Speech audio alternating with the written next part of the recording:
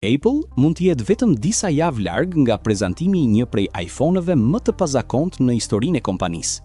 Një iPhone që paloset. Dhe jo, nuk po flasim për një koncept të zakonshëm. Gjithçka është ndryshe. Nuk po flasim për një koncept që dikush e ka bërë në Photoshop. Raportimet e fundit tregojnë një projekt serioz dhe të detajuar. Raportimet e fundit tregojnë se Apple po përgatitet të hyjë më në fund në tregun e telefonave foldable. Ky është momenti që prisnim.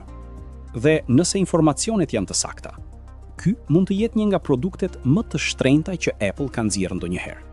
Por çfarë dim realisht sot? Përgatituni.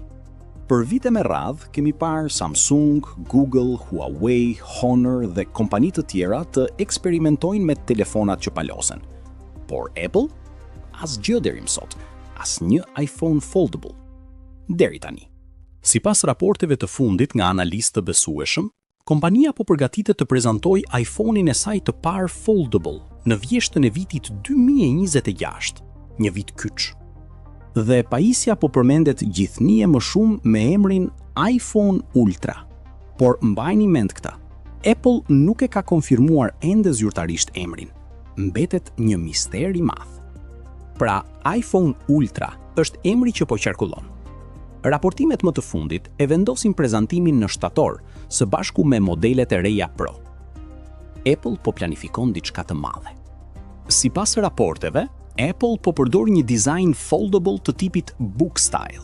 Pra, jo një telefon i vogël që hapet lart e poshtë, por një pajisje që hapet anash. Shumë moderne. Kur është i mbyllur, mund ta përdorësh si një smartphone normal.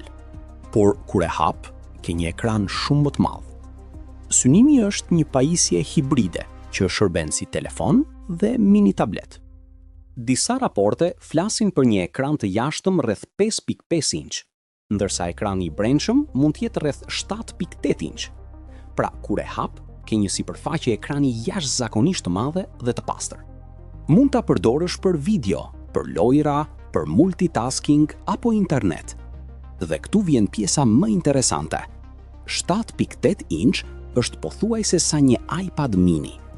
Kjo ndryshon komplet mënyrën si punojmë. Por këtu Apple ka një sfidë, software-i, sepse nuk mjafton një ekran i madh. Aplikacionet duhet përshtaten në mënyrë perfekte. iOS-i duhet jetë i optimizuar deri në detaj për këtë format. Por tani kemi një problem që çdo telefon foldable duhet ta zgjidh. Palosjen, crease.